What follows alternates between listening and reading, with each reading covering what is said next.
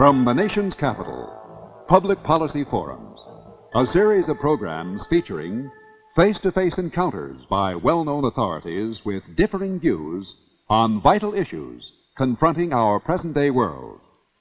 The topic is nuclear power safe? Are the benefits worth the risk? Is coal a better solution? What about solar energy? Now, here is Peter Hackis. With the nation's supply of conventional fossil energy, coal and oil, becoming more costly and in shorter supply, nuclear energy looks more and more promising to many experts. But as other experts look more and more closely at nuclear power, to them it looks less and less promising because of the safety risks involved. Divisions between these experts have often reached heated argument. In favor, some say we'd better go full speed ahead on development of nuclear power, or we'll soon see factories shut down and the creation of massive unemployment, because we just won't have enough relatively inexpensive power to keep them running. An opposing group wants the government to ban the construction of any new nuclear power plants, at least until the safety questions can be studied more thoroughly. At stake, according to these people, are the lives and health of hundreds of thousands of Americans all over the country, and especially those living within 100 miles or so of nuclear power plants, of which there are now nearly 60 in operation. Besides the safety problems of the nuclear plants themselves, there is the vexing issue of their radioactive wastes, which can remain deadly for hundreds or even thousands of years.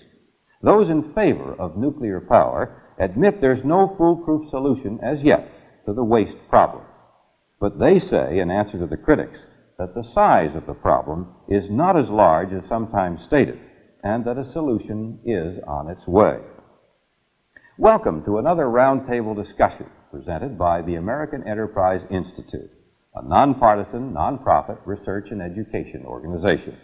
Our guests are 5 experts well versed in the topic, is nuclear power safe? Craig Hosmer, Ralph Nader, Laurence Moss, Ralph Lapp, and Daniel Ford. As their presentation unfolds, you will hear them arguing over nuclear power benefits versus risks. They'll be comparing nuclear problems to the problems associated with the increased use of conventional fuels for power plants. They'll be speaking of the advantages and the disadvantages of non-nuclear alternatives, such as solar power. We may have some heated arguments among our group of experts who have been debating this matter in various forums for several years now.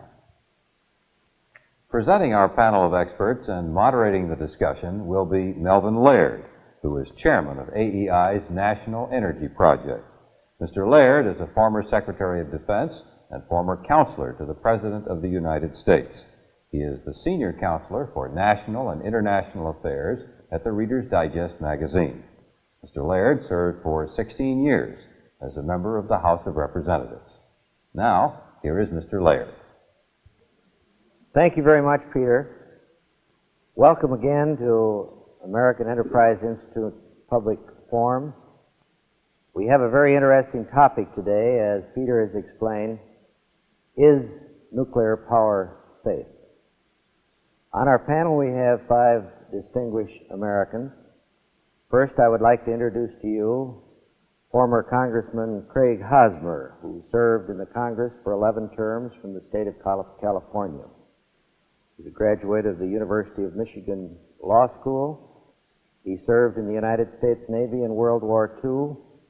He retired from the Naval Reserve as a Rear Admiral in 1973. During his service in the House of Representatives, he served on the Joint Atomic Energy Committee and was the ranking minority member of that committee when he retired from the Congress. He was known in the Congress as the real champion of nuclear power and nuclear power plants for the United States Navy. And he was a champion for the Navy in the development of nuclear power plants in the Navy, as well as for the promotion of nuclear power throughout the United States. Next to former Congressman Hosmer is Mr. Ralph Nader. Mr. Nader is a graduate of Princeton, the Harvard Law School. He has been doing great research since his graduation from the Harvard Law School in the legal rights of the consumer.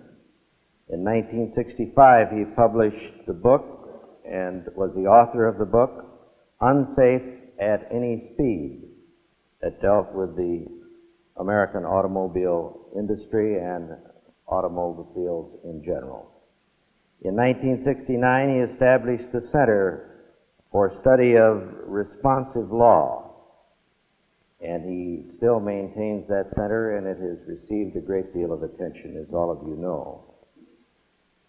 Presently, he is supporting in the Congress, through letters to various members of the House and the Senate, legislation, the Nuclear Energy Reappraisal Act, which provides for a 5-year study of the safety and economic problems of nuclear power. On my left is a very fine young man that I first got to know as a White House Fellow in 1969 when he came here to Washington under the White House Fellowship Program. He is a chemical engineer, he is a nuclear engineer. He has served as the former Executive Secretary of the Committee on Research on Air Quality and Power Plant Emissions of the National Academy of Science. From 1973 to 1974, he was president of the Sierra Club. He is presently chairman of the Federal Power Commission's Committee on Environmental Aspects of Energy Production and Conservation. He is serving as chairman of the National Science Foundation Subcommittee on Environmental Aspects of Energy Facility Siting. He is not speaking to us today or participating as a member of those committees, however, but he is speaking as an individual interested in this subject. Next to him is Dr. Ralph Lapp. Dr. Lapp is a graduate of the University of Chicago. He is he was the associate physicist in the discovery of uranium-235. In 1943 to 1946, he was division director of one of the great laboratories at the University of Chicago, which was dealing in this field of research.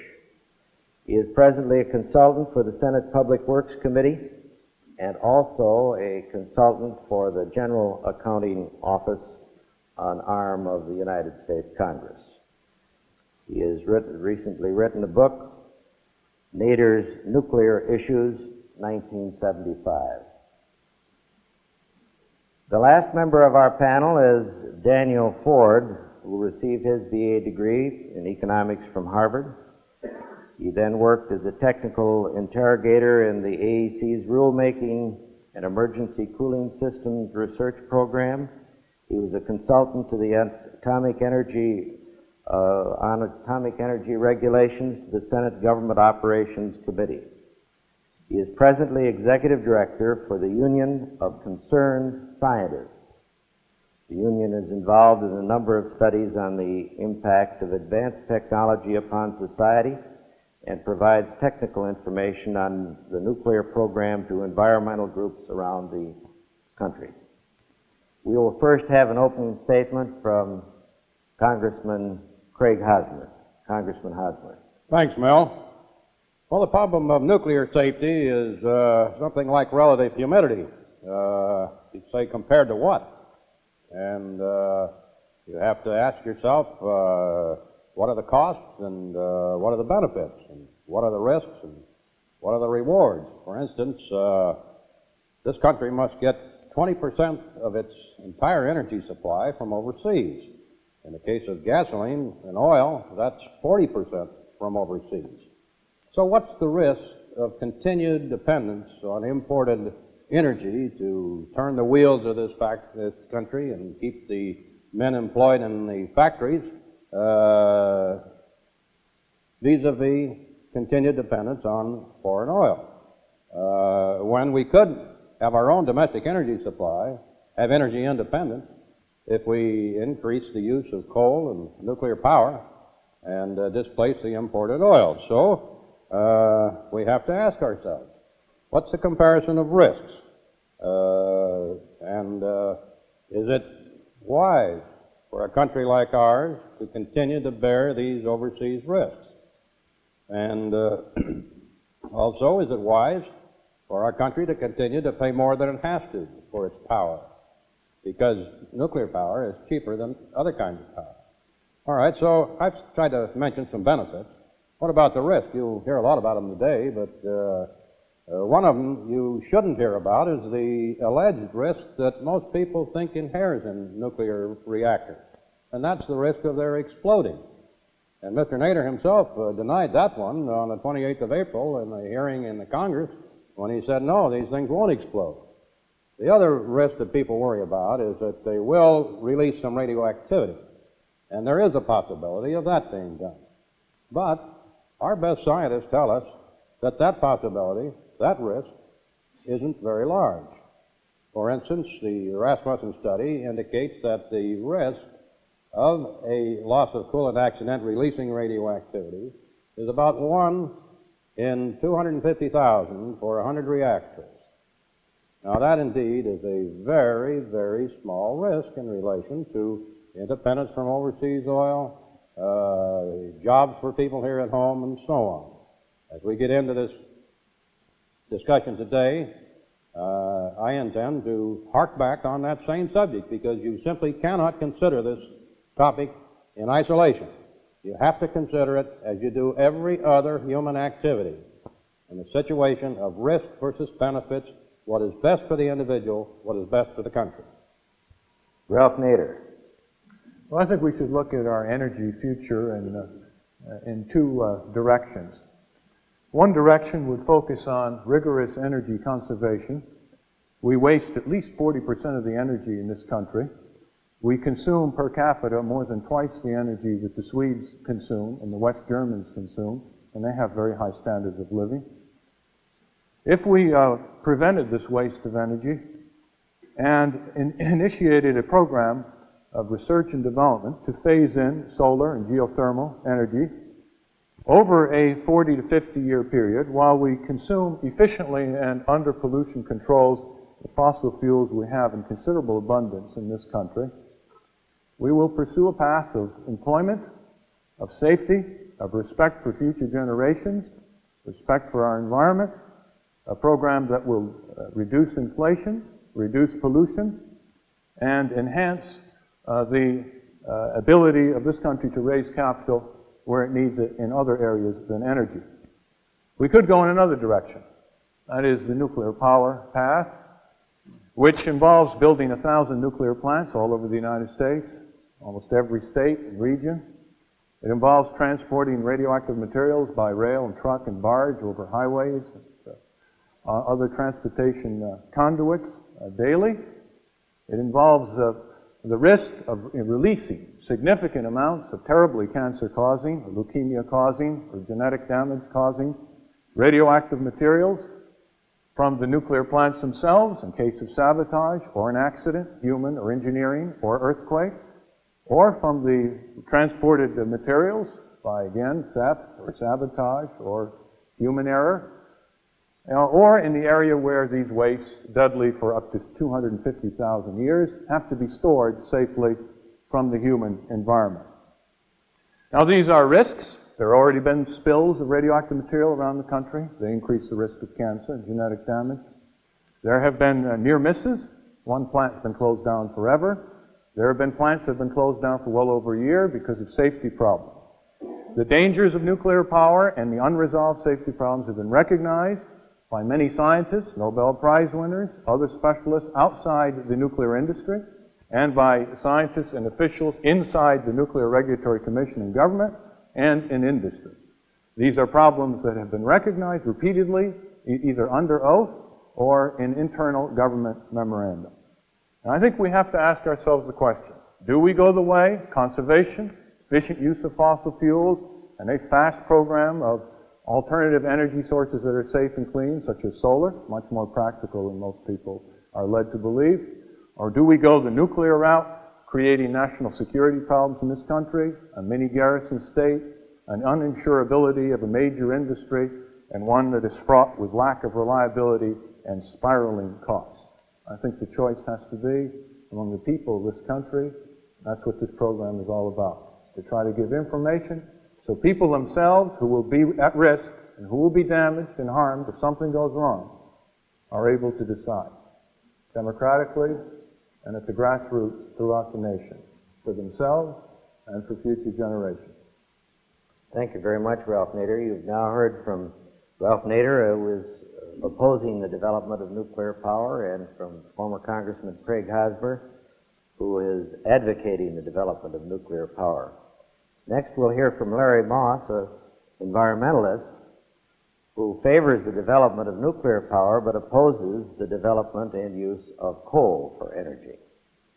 I'm not sure that's an accurate description of my position, but let me begin by saying that I think the title of this program, Is Nuclear Power Safe?, is really not the right question, as Craig Hosmer indicated. We have to talk not about whether it's absolutely safe, because nothing is. We should instead talk about whether it's safer than the alternatives.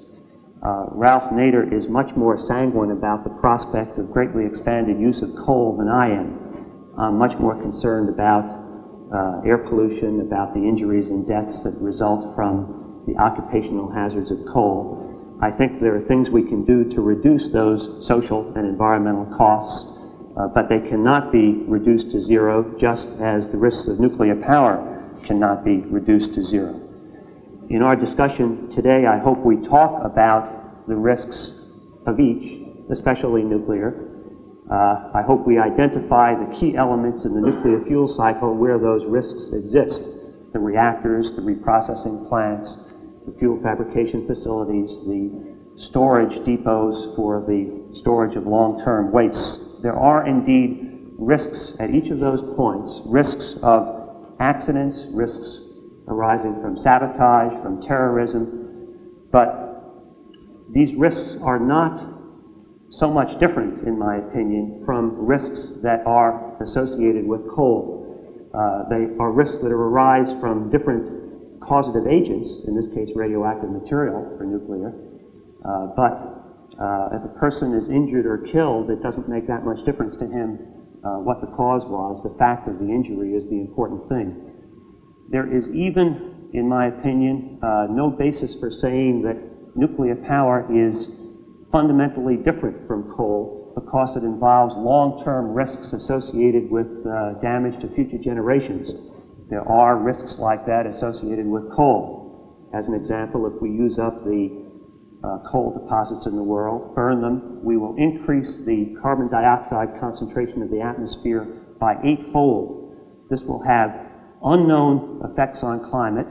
Could be either a warming effect or a cooling effect. It could bring on another ice age with mass starvation caused by a cut in agricultural productivity, or it could bring on a warming spell which would increase the ocean level by maybe 300 feet and flood out all of our coastal cities.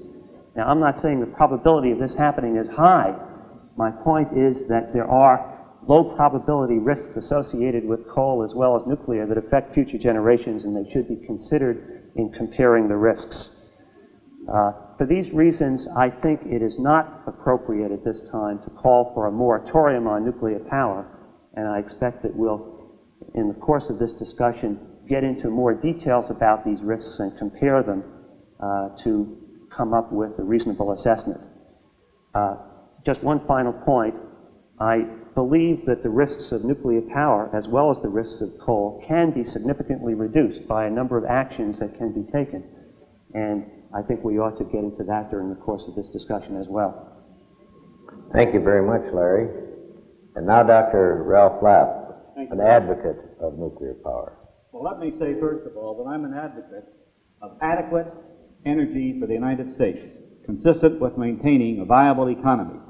And only through the process of elimination, when I take a realistic and technically competent assessment of what energy sources are available in the future, and then quantify them against a yearly production consumption, do I, by elimination, arrive at the fact that the only solution to maintaining adequate energy supply in the United States, maintaining renewed full employment, maintaining a high quality of life, avoiding a return to Walden Pond, which many conservationists seem to have in mind.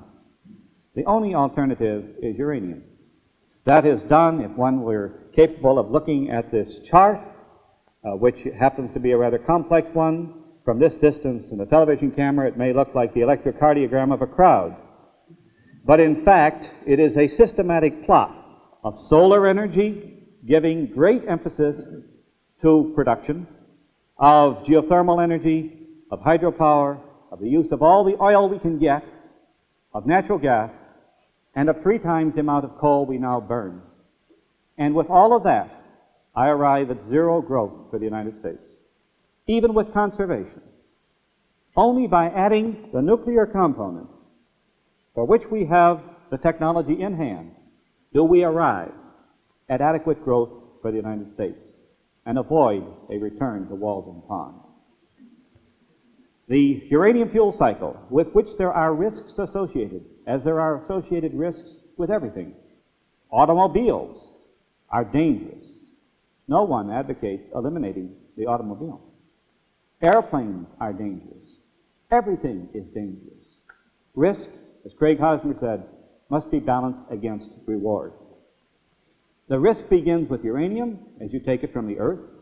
But there, I would say that one of the great advantages of uranium, even though it comes from a low-grade ore, is it is so energy intensive that one uranium miner equals the energy output of 25 coal miners. And at the end of this century, when we have to dig for this coal, of which Ralph Nader is so fond, and would have us with a great population of underground miners and stripping operations, I believe that uranium mining will be a salvation.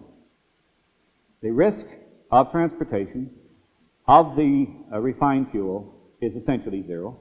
It is processed, put into ceramic pellets, made into the form of fuel rods for nuclear power plants, burned without flame inside a reactor core, stored for a while, cooled, and transported in heavy lead-cased tanks so that it can be then reprocessed.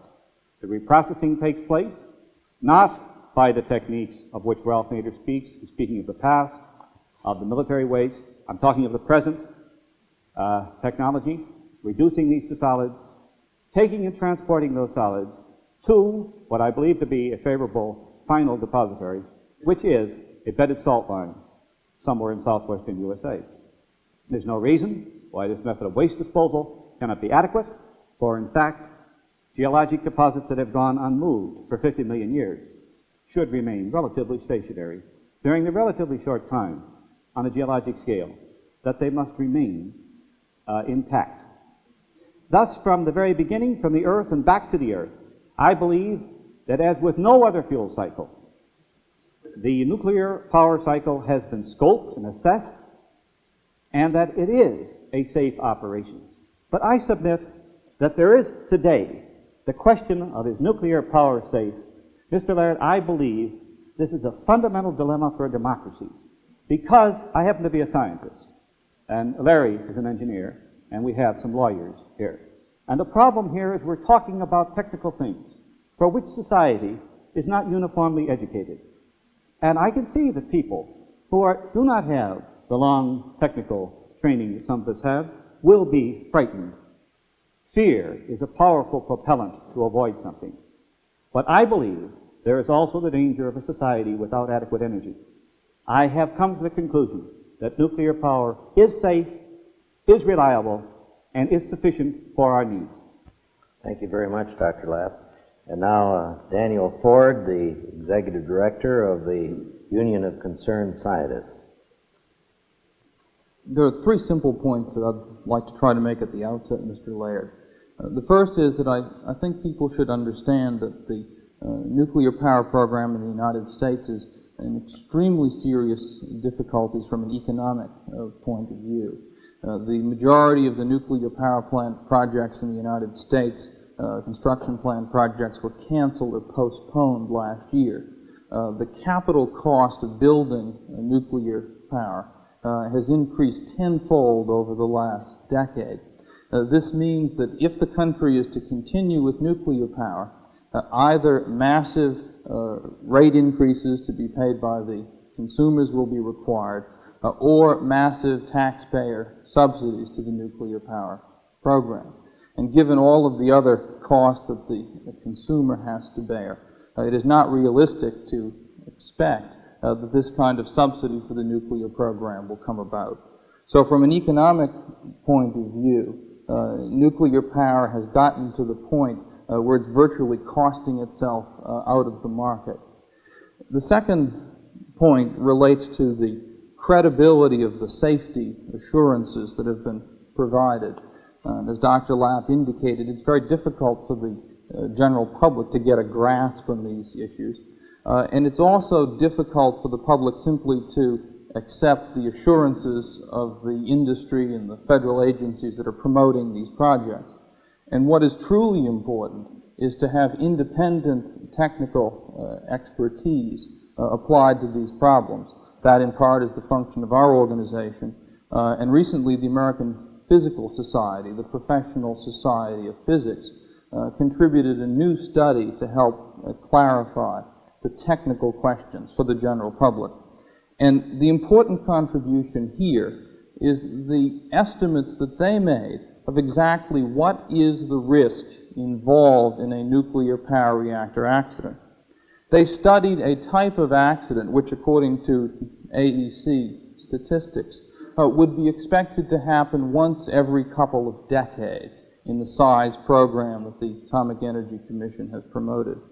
These are the consequences of the accident, as the American Physical Society study group reported. There would be lethal cancers produced by the accident, between 10 and 20,000 lethal cancers. There would be genetic defects produced in the population exposed by the radioactive material. There would be between 3 and 20,000 such cases.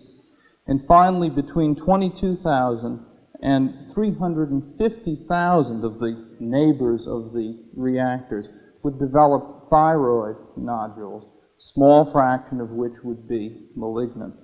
And we believe that the size and scale of the potential reactor accidents is quite unique, and it raises the most profound questions about whether society wants to rely on a technology with these difficulties.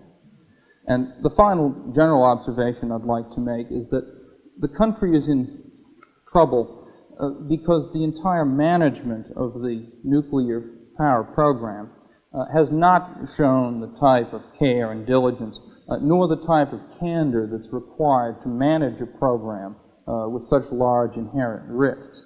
That our investigation, which we'll be discussing during the program, has obtained thousands of Atomic Energy Commission internal files, which show that for the last 10 years, rather than acting to protect the public, there's been much more interest on the part of the federal regulators in promoting the program, interest that was so intense that it led them to suppress and conceal critical information about the hazards from the general public.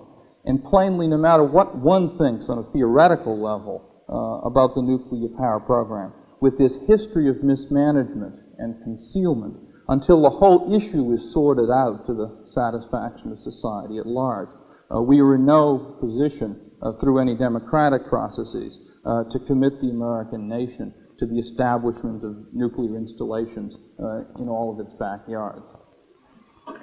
That particular study that you referred to was talking largely about the development of more and more water-cooled type reactors, was it not? That's correct, and we should probably clarify for the audience that the nuclear program in the United States involves what are called water-cooled reactors today that take uranium and burn it up, so to speak.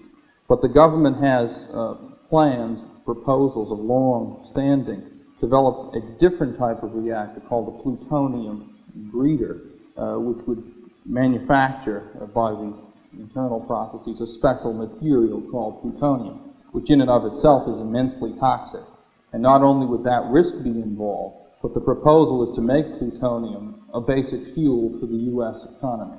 And of course, many people who've looked at the extreme cancer risks associated with plutonium, and who've also looked at the fact that this material, if stolen or diverted, could be used in the manufacture of a nuclear weapon, have many questions that are not satisfactorily resolved about the prudence of relying on such a material. Dr. Lapp, what's your comment on that? Well, there are so many misconceptions, errors of fact that Mr. Ford has put forth here.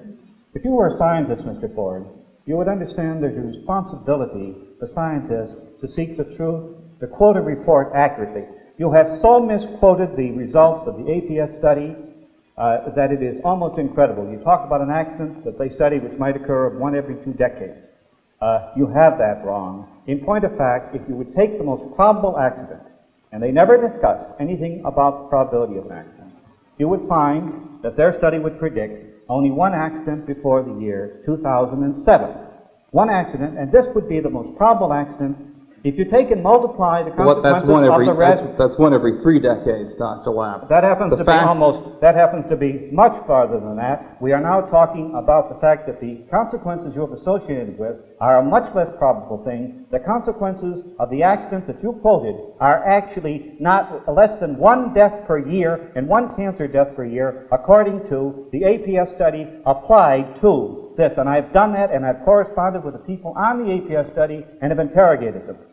Dr. Lapp, we're quite familiar, and of course we have on our staff nuclear physicists and nuclear engineers, and we have, of course, talked closely and studied this quite closely. Why, Dr. Lapp, we have among our members many of the Atomic Energy Commission's own scientists and officials. The fact is the word many, I would like clarified. I'm a scientist. I like numbers. How many people are in the Union of Concerned Scientists who actually have professional competence in the reactor engineering field? Could you name them by name or number? Well, there's a small difficulty in identifying the Atomic Energy Commission officials.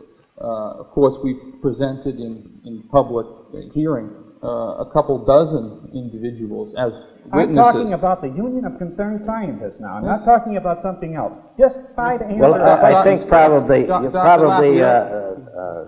you are not going to answer that particular question. You feel that you cannot answer. Now, you had a comment on that. Excuse me. The Union of Concerned Scientists itself is a group that started as an informal faculty group at MIT. No, I meant about listing your membership. I don't think the only difficulty is that Dr. Lapp would like to know the names of the people inside the federal government, the technical experts of conscience, who have cooperated with us and who have given us the information. I do think at one time you did indicate we're certainly not going to reveal these sources. One of the things that's happened in the nuclear power program, one of the great tragedies is that individuals who have these concerns have been fired, they've been removed from their positions. Larry, you make a comment, and then we'll go to you, Ralph, and then to you, Craig. I'd just like to comment on the substance of some of the points you've raised. The first has to do with the American Physical Society study, which I think is an important contribution to this discussion.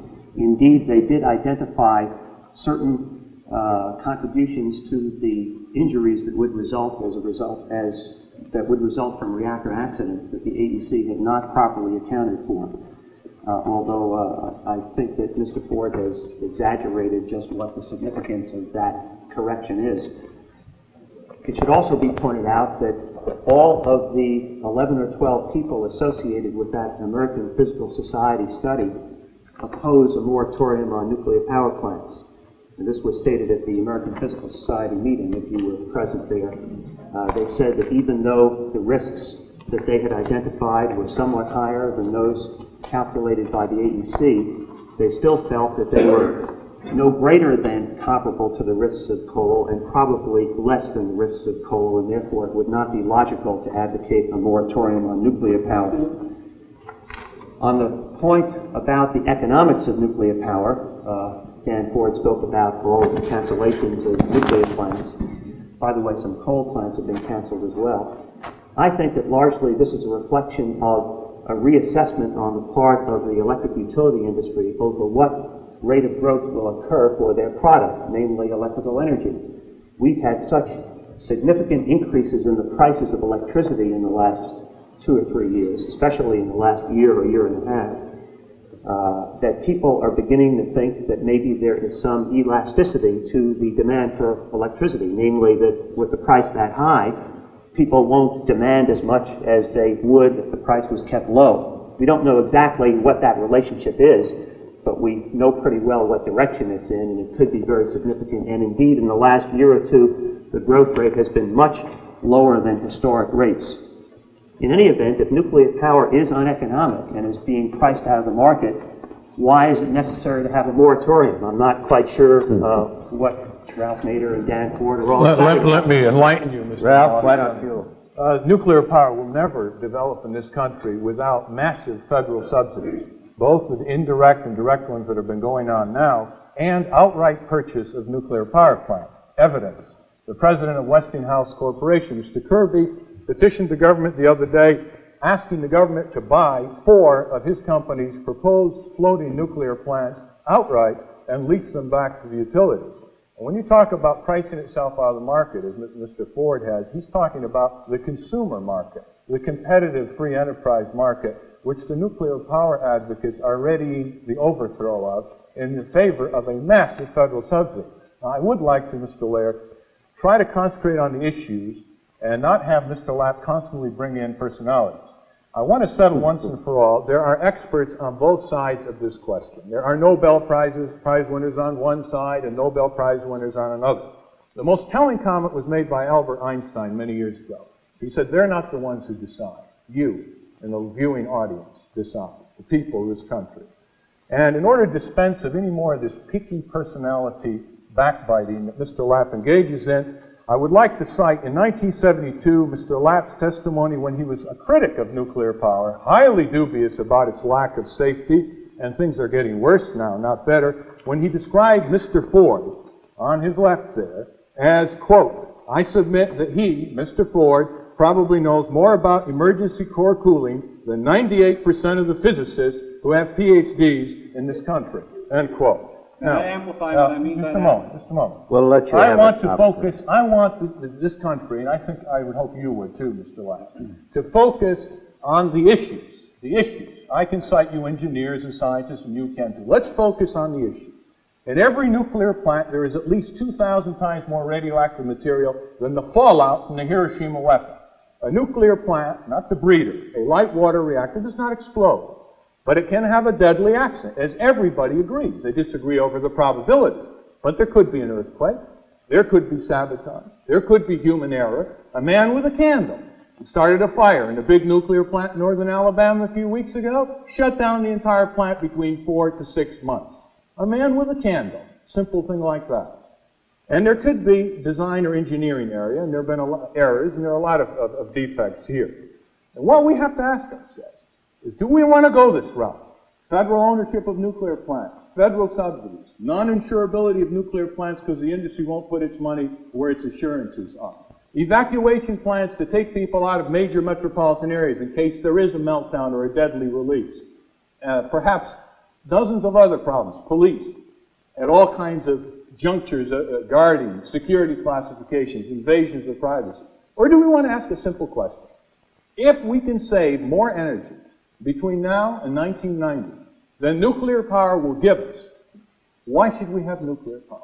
And I submit that the evidence is very powerful, that our waste of energy in this country, which may be sales and profits for industry, but it's waste from a consumer point of view, is massive. And to cite one point, the American Institute of Architects came out with a study recently saying that energy-efficient buildings, we make our buildings, just our building, not our gas-guzzling cars and our industrial processes and like, just our buildings. If they can be made energy efficient, retrofitting and new buildings, it would save more energy than what nuclear power would give us in the year 1990. And that's assuming everything goes swimmingly well with nuclear power, and it doesn't break down and shut down and get postponed and allow a man with a candle to shut down the world's biggest nuclear power plant.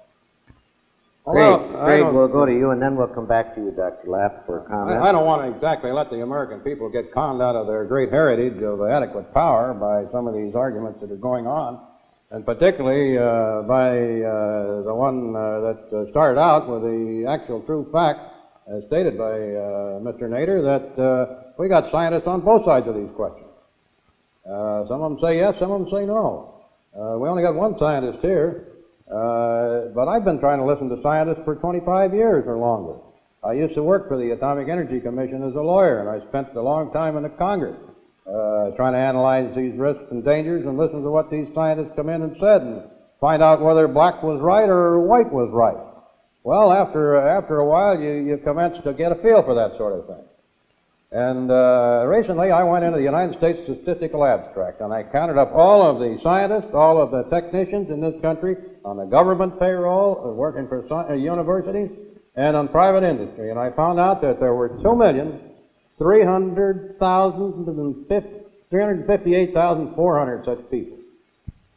And those millions of people are very large in relation to the very small number of people who tell you that this is too risky. All right, now, Mr. Rasmussen is one of the people who says that these risks are quite negligible. Mr. Ford just argued with that. He's an economist. I will still stick with a scientist, Dr. Rasmussen, who went out and spent 3 years with over 60 other scientists coming up with this assessment. I'll stick with that one against any critique of even 3 months at most by somebody, or 30 seconds on a television show by somebody else who isn't even a scientist. Okay, so let's settle that one. I'll also argue the economics. I'll also argue the economics with these fellows that say because they cancel nuclear plants, they're not economic. They're not doing much business over at General Motors and Chrysler and a lot of other of the activities in this country. Yeah, there are they, because we got a recession on. And the fact cannot be argued with that even though the investment costs of nuclear power plants are high, the production of electricity out of those plants is the cheapest electricity you can produce.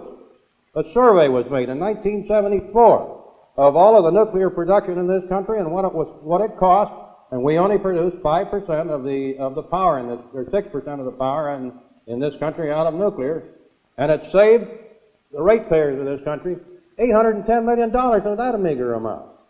So if you want to have high-cost power, just don't have nuclear. If you want to have adequate energy in this country and jobs, you better go nuclear. That's cost and that's benefits, ladies and gentlemen, and those are the things we have to talk about. Dr. Lapp. Well, Arthur D. Little, which has to make the economic recommendations for the utilities that have to choose between the fuels, completed a study for New England Electric. And this is based upon plants that will begin operating in 1985. And this was an exhaustive study taking into account the only 3 possibilities, which were coal, oil, and nuclear. And on the basis of their studies, even though nuclear plants are more expensive to build, Mr. Ford is correct on at least on that one point, and the fuel costs, as Craig Hosmer says, are so much lower it offsets it. On this basis, they find that nuclear will be 1/2 the cost of the fossil fuels. Now, if you go to people in New England, utilities, and tell them to burn coal, you're putting them in a terrible spot. If you tell them they have to burn oil, they are at risk to the actions of the Persian Gulf. I submit that one of the great virtues of nuclear power is that it has a continuity of supply, because once you button up the plant, you've got a year's supply right in the reactor vessel itself, and you can store outside many more years if you want to. Whereas with coal or oil, you're at the mercy of the supplier. This is a relatively unappreciated aspect of it. But I've calculated, using very conservative assumptions, that from the period 1976 through 1980, with respect to 2/3 production coal and 1/3 oil, that the nuclear production in this country will save the United States consumers $13.7 billion in a 5-year period. Now that's hard cash, which will not be charged to the people when they pay their monthly electric bill. Daniel Ford. Well, Dr. Lapp's figure of a $13 billion saving, it's very hard to reconcile with the fact that it will require about $1 trillion subsidy that have to be paid and borne by the consumer in order to have the nuclear program. This Arthur D. Little study, which is cited by the industry as a definitive study, the Harvard Business School reviewed it, and they said that the numbers that they came up with were little more than random guesses. Now, I'm an economist, and if you want me to speak about economics, I'll be happy to. I reviewed Well, I wish you would. I'd like to know where the $1,000 billion comes from. Where does that come from? The assumptions made by the Arthur D. Little study are arbitrary. The second thing that Arthur D. Little does not reference at all are Arthur D. Little's past estimates. Arthur D. Little's estimates double every time they redo the estimation. The fact of the matter is, the economic nuclear plants that Mr. Hosmer spoke of are the nuclear plants, the older, smaller ones that were built at the capital cost of a decade ago, several of which were built with direct government subsidies, several of which were built under special discounting contractual arrangements which no longer exist today. The fact of the matter is, if the society is to rely on nuclear power, it is going to require massive rate increases to be paid for by the consumers, or, in the alternative, massive federal subsidies. Dr. Lapp, the Nuclear Community's International Journal, Nuclear Technology International, if you read that, they devoted their March issue, a special issue on nuclear financing. The introductory section said that it is no longer a question of whether massive federal subsidies will be sought for the nuclear program. It's only a question of when. And the fact of the matter is, to an economist, the simplest sign that something doesn't have the economic advantage that's claimed is that the proponents come in and ask for a federal bailout. That's the situation with the nuclear power program from an economic point of view. Would you rather have a cheap power plant with no fuel? The fact of the matter is that is not the alternative that we have. If you look simply in terms of the coal reserves of the United States, according to the Project Independent study, we have 433 billion tons of proven reserves in the United States. Forget the total known reserve of 2.5 trillion tons. Our annual consumption of coal is only about 0.6 billion tons. So our proven reserves are enough for 800 years. Now, nobody's recommending that we do that. That would be crazy. You have to get the stuff out of the ground, too, you know. The issues that Mr. Moss identifies, the long-term consequences associated with coal, are certainly true. And none of us are saying that our long-term commitment ought to be toward coal. What we think is that the coal that we have, combined with energy conservation, should be the bridge, just for the next couple of decades, while we make the transition from our present mix of energy supply alternatives to the new alternatives that we ought to be beginning to develop at a rapid rate, and hopefully with the energy reorganization will begin to develop. Larry Moss. First, I'd like to agree with 2 or 3 of the points Ralph Nader made before.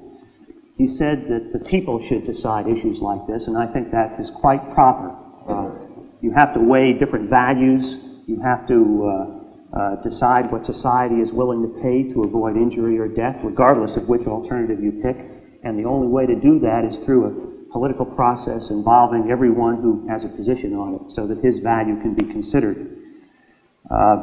It's not just technical experts, I'm sure. That's the purpose of this program. Exactly. And that's why the American Enterprise Institute is sponsoring these programs on educational TV all over the United States. Fine. Does that mean that the American Enterprise Institute favors a national initiative referendum on nuclear power? No, but it believes in a very adequate public dialogue on these important issues. I didn't want to How long a period would you like to allow for dialogue before we sort of chug But ahead I'm a little bit plan? concerned on all these statements about how the consumers are really in this country making a great effort to cut back on consumption of energy. I just was down in Florida today, and I was driving along the highway, and I didn't find very many motorists that were even abiding by the 55-mile-an-hour speed limit. So I don't think that that story has gotten across to the American public, and the American public has not reacted along the conservation line as much as some of our speakers on this panel have indicated today. Well, Mr. Chairman, I'm sorry I interrupted you. Well, just to follow up on what you said, I don't believe that over the long run we're going to get enormous energy conservation from altruism, from people doing what they think is good for society, especially if they suspect that their neighbor isn't doing it. And that's why I put more weight on using price and market mechanisms to make sure that the user of energy pays the full cost of the energy he uses, that there are no subsidies, that if there are social and environmental costs, they're included in the price. And I fully agree with the implication of what Ralph Nader said, that we ought to eliminate all those subsidies, and when this company comes in with a request for the government to buy 4 nuclear power plants, we ought to turn it down. We ought to repeal the Price-Anderson Act limited liability for nuclear plant accidents. We should also eliminate the $1 billion a year paid to the victims of black lung disease from the federal treasury, not from the coal companies and the users of coal. And we should also levy emission charges on the emissions of sulfur dioxide that comes about from the burning of coal, producing an estimated damage to people downwind, which might range from $10 to $20 billion a year. All of that should be included in the price. And I think when you look at the various subsidies which are now going to nuclear and compare them with the subsidies that are now going to coal, including these environmental costs, I suspect that you will find that the coal subsidies are much higher. But your basic point is correct. They should all be eliminated. The other thing I want to agree with you on is the importance of conservation. In terms of a research and development program for the country, I would put perhaps highest priority on research to develop more efficient ways of doing what we want done. It has the lowest priority now. It's getting very little money now. I don't think you can overnight give it more money than everything else, but you can bring it up to a very much higher rate of expenditure than it now has. Industry, on the average, is less than 10% efficient in the use of energy. If you calculate this with the second law of thermodynamics, which takes account of the fact that energy is more useful in certain forms than in other forms.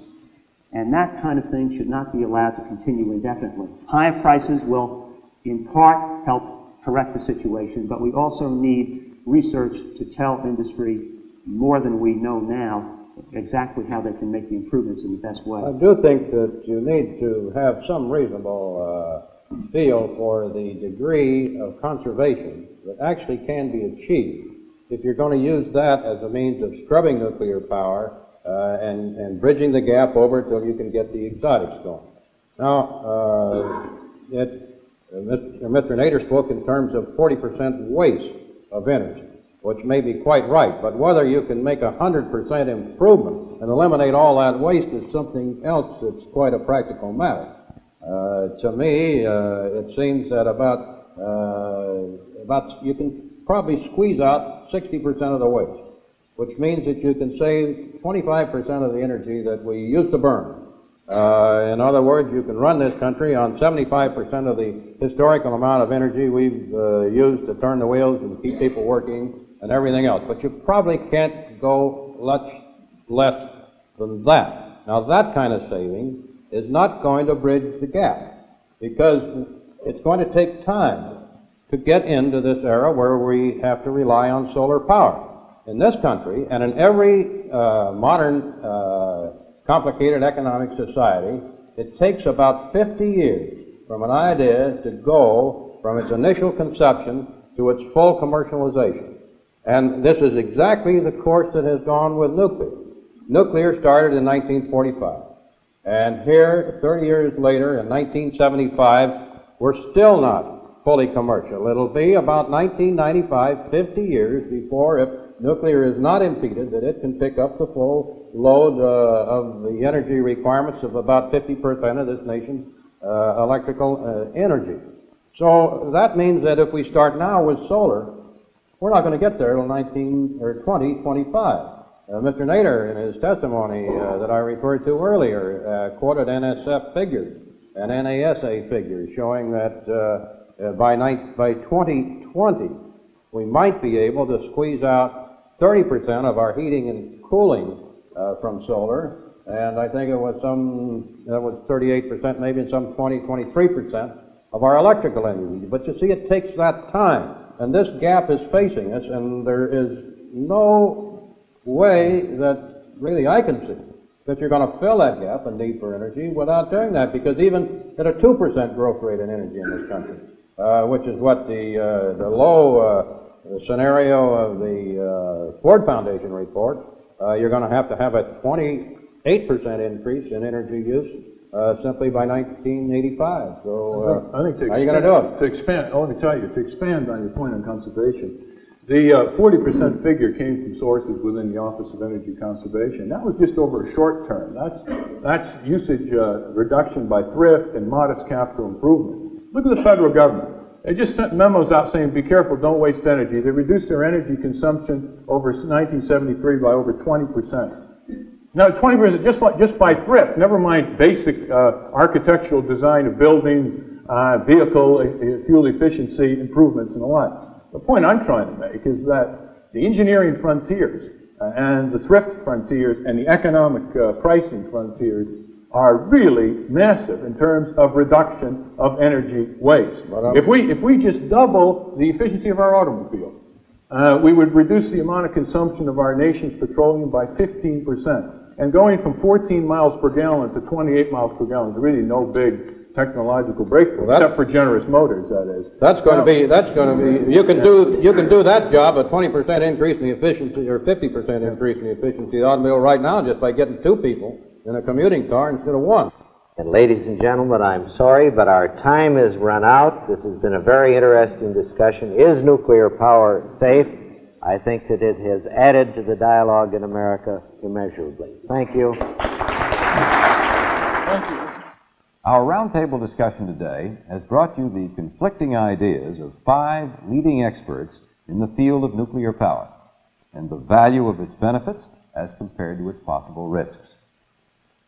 It is the aim of the American Enterprise Institute to illuminate the issues of the day by presenting as many sides of the controversy as possible, in the hope that by so doing, those in decision-making positions will benefit from such a free exchange of informed and enlightened opinions. I'm Peter Hackus in Washington.